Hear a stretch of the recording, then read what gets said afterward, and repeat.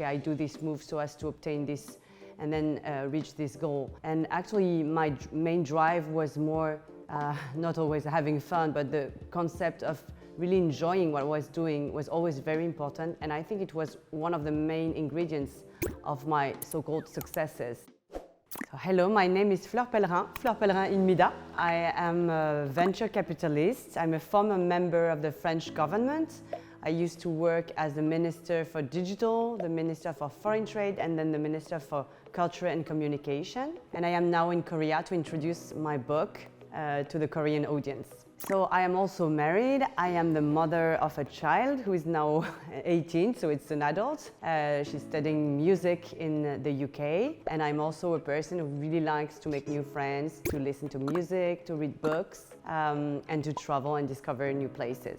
So the book is about my journey back to Korea because I'm an adoptee. So I left the country when I was 6 months old to be adopted in a French family, and I spent all my life in France and never came back to Korea before I was a member of the French government. So the book is to explain how this journey back to Korea happened, why I came back, how I felt about it, and how I little by little reconnected my relationship with that country. It was a bit complicated because I had left as an abandoned child and then I came back as a minister, so it's a very strong social status. But this is what I really wanted to explain in the book, and also to give maybe my experience as a person who changed from social class to another social class, who made it from a very modest social background to what we call in France the elites, really top positions in the social ladder. So this is what the book is about. Yeah, so I picked this title because I think from the outside, it seems that my curriculum and my whole career was really a succession of very ambitious goals that I tried to achieve, or objectives that I tried to achieve, and that I was very, very strongly driven towards these objectives. I was never really such a planner. I was not really calculating, okay, I do this move so as to obtain this and then reach this goal. And actually my main drive was more not always having fun, but the concept of really enjoying what I was doing was always very important, and I think it was one of the main ingredients of my so-called successes. So making sure that I really could satisfy my curiosity and enjoying the way, even more than the success in itself, I think was something that was important in my life. And so the title reflects my main drive, I think, which is not ambition, but it's more, enjoying and having fun and having pleasure in what we're doing. I think my life is a kind of allegory of Korea's recent history, from the very rock bottom, very poor country with no cultural influence, to a very respected country, both from an economic point of view and from a smart power point of view.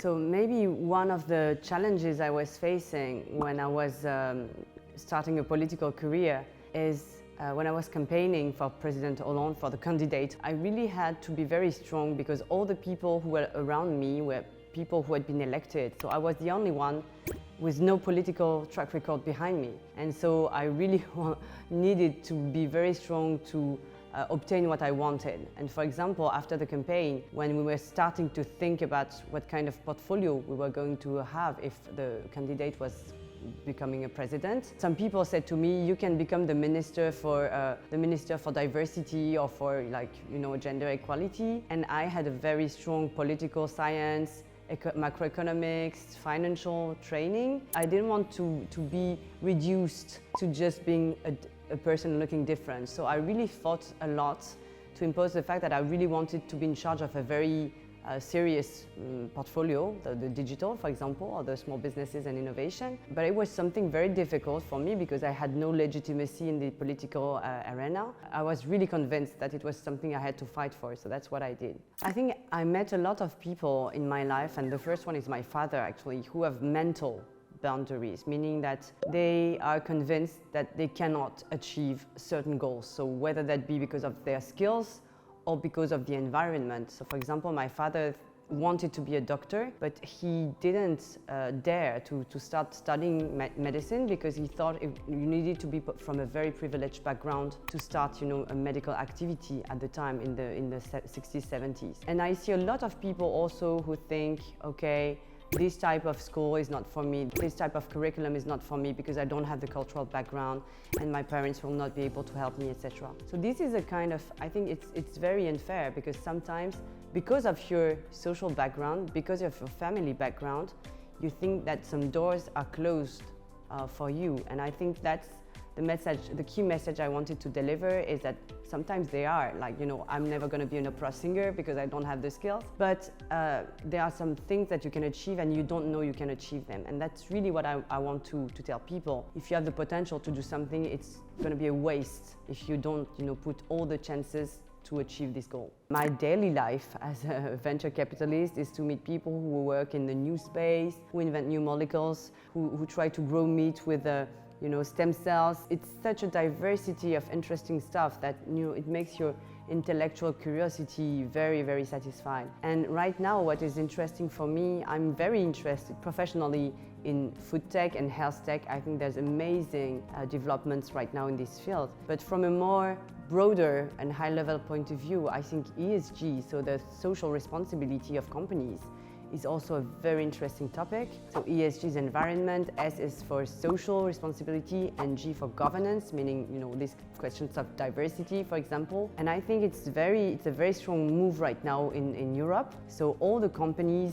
whatever the sectors, need to be very conscious of this ESG responsibility and this ESG policy that we need to develop. And so this topic of, you know, the impact that we as individuals and organizations have on Earth, on the well-being of people, on societies, is something that's really important for me, because it's really high time that we acknowledged the collective responsibility we have to preserve the planet and give a better world to our children.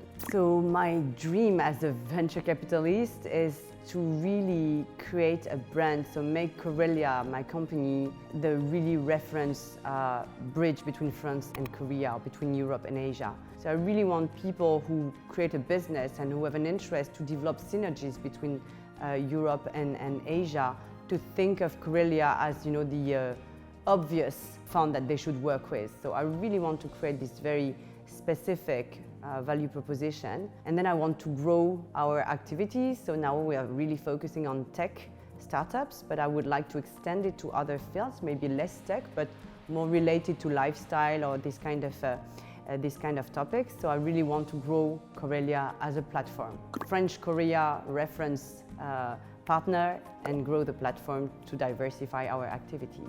That's my goal. I think there are many messages I try to deliver in the books. If there was only one to really insist on, it would be this question of you know, feeling inside boundaries. For me, this is the saddest thing, not to be able to realize one's own potential because of self-censorship or self-imposed boundaries. So I really would like readers to, you know, try to think about their own mental boundaries and maybe get rid of some of them. So probably the last message I would like to deliver is for people to really think about these issues of the mental boundaries that they can impose on themselves, and maybe discuss it with other people, because sometimes you're better off, you know, trying to solve issues by discussing with other people. And I found also that there's a lot of interest in discussing these kind of things with other people. In my group of friends, actually, I found out that many people had suffered from the same issues, or had, you know, during their whole life were confronted to the same kind of problems. So maybe they became my friends because I could feel, without knowing, I could feel that they had the same sort of issues in their lives. But I think discussing it together is always something very useful, because you don't have exactly the same experiences, and, you know, sharing maybe sometimes also best practices, maybe past experience can help you go through your life and sometimes make a bit different choices, be stronger because you have shared your experience with other people. I think that's, you know, remaining in a solitary conversation with yourself is not always the best. So I would advise people to be honest with themselves, to try to analyze what blocks them in their accomplishments, and advise them also to find good friends with whom they can share their experience and their good practices.